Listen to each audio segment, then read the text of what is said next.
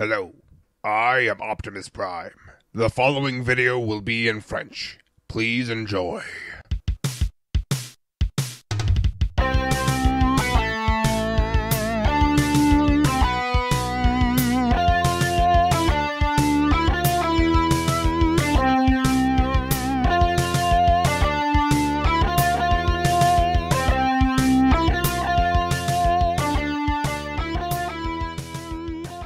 Bonjour. Aujourd'hui, je voudrais faire une vidéo prélude à Power of the Primes pour expliquer mes attentes et les bases de la gamme. En 2015, on a eu une gamme assez novatrice, Combiner Wars, qui nous a donné une ligne entièrement composée de personnages devenus Scramble City, c'est-à-dire combinables entre eux. Moi qui adore les Combiners, j'étais aux anges. J'avais toujours voulu des Combiners mieux que les Power Core Combiners où les membres du mode combiné ne se transforment pas en robots individuels. Avec Combiner Wars, j'étais servi. J'ai pu avoir Superion, Défenseur et Skylynx, ainsi que 2 Stunticons, majoritairement. Puis vint Titan's Return et la promesse de la trilogie Prime Wars, avec un deuxième rêve réalisé pour ma part. Une gamme complète de Headmasters. Là où j'avais déjà des Combiners avant Combiner Wars, je n'avais jamais eu de Headmasters qui ont un gimmick que j'apprécie tant. Dans ce deuxième volet des gammes à Gimmick Generations, il y a eu moins de repaint que dans le précédent, des personnages plus uniques, une interactivité des jouets entre presque toutes les classes. Seuls les Legions ne pouvaient pas échanger leur tête avec les autres, mais les originaux de Titan's Return pouvaient accueillir un Titan Master en mode alternatif, ce qui rajoutait de la jouabilité. Puis vint, début 2018, 3 ans après mon émerveillement devant Silverbolt Combiner Wars, la gamme Power of the Primes. Le principe, pour clore la trilogie Prime Wars, et de mélanger tous les gimmicks des deux précédentes gammes. Nous avons ainsi, pour remplacer la gamme des Titan Masters, les Prime Masters qui donnent leur nom à la gamme.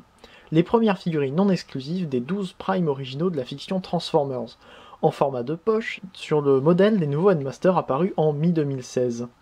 Ils combinent le gimmick Headmaster, avec des têtes certes moches, les interactions avec les véhicules de la précédente gamme, et ajoute même une armure reprenant des personnages non réédités tels quels de la gamme des G1 Pretender, comme par exemple Skullgreen, pouvant servir d'armure de combat et se transformant quoique succinctement en armes pour les Deluxe et Voyager, de véritables mines de gimmicks.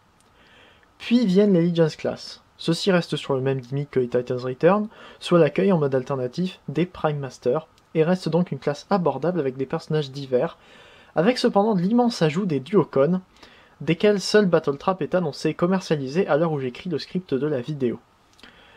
Puis, pour les classes plus générales, de Luxe et Voyager, on revient en 2015 en quelque sorte avec des Combiners, comme Abominus, qui manquait à bon nombre de collectionneurs, et le nouveau personnage Volcanicus, qui est la fusion des Dinobots. Ici, le passage entre Combiner Wars et Power of the Primes est plus difficile, si comme moi on a attendu la nouvelle gamme pour finir un Combiner dont on a déjà le torse, alors que maintenant, les pieds viennent justement avec les Voyagers. Donc je piocherai dans Superion et Défenseur pour donner des pieds à mon amalgame entre Menazor, Dreadwing et Abominus. Quant à l'interaction avec les Prime Masters, on l'a grâce justement aux pieds et mains de Combiner.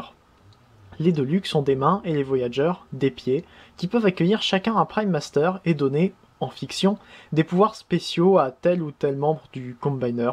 Le pouvoir généralisé se donnant donc grâce au port de l'Enigma fourni avec le torse, qui peut être remplacé par un des 12 Prime originaux, pour pouvoir par exemple faire voyager Abominus dans le passé, ou pour rivaliser d'absurdité, placer un visage dans chaque main et pied du Combiner, ce qui peut être très dérangeant.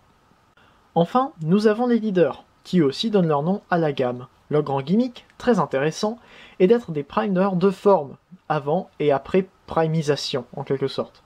Orion Pax devenant Optimus Prime, Hot Rod devenant Rodimus Prime et Optimus Primal devenant Optimal Optimus. Demandez-moi en commentaire si vous voulez plus de renseignements sur ce personnage. C'est un gimmick que je cherchais depuis très longtemps, sans vraiment penser que c'était possible. On peut donc recréer par exemple la scène du film de 86, où Hot Rod devient Rodimus, mettant ensuite une patate de forain à Galvatron, dont aucune version officielle ne sera à l'échelle, malheureusement. Mais l'idée est là, et c'est ce que je félicite avec cette gamme, l'immense interaction avec les Prime Masters, qui, je l'ai oublié, peuvent servir de cœur de matrice pour les leader class. Voilà donc le petit point rapide sur les Power of the Primes que j'écris alors que je n'ai que Skullgreen en main, et je peux vous dire que je l'adore et que je ne suis pas prêt d'avoir exploré toutes ses possibilités. J'aime cette gamme pour toutes les nouveautés qu'elle offre, les gimmicks touchant presque tous les jouets, et les bonnes idées dont nous verrons la réalisation en review. Merci d'avoir écouté, je vous redirige vers le sujet des nouveautés Generations du forum Transformers FR pour plus de photos, des nouvelles des prochaines sorties et des discussions entre fanformers. Au plaisir de lire vos commentaires sur cette gamme, vos avis et toutes vos opinions. N'hésitez pas non plus à faire un tour sur la chaîne des reviewers qui se trouve juste après ou juste en dessous en description. Je crois que c'est tout pour moi. Stay leader, Fanformer à jour, Fanformer toujours. Allez, salut!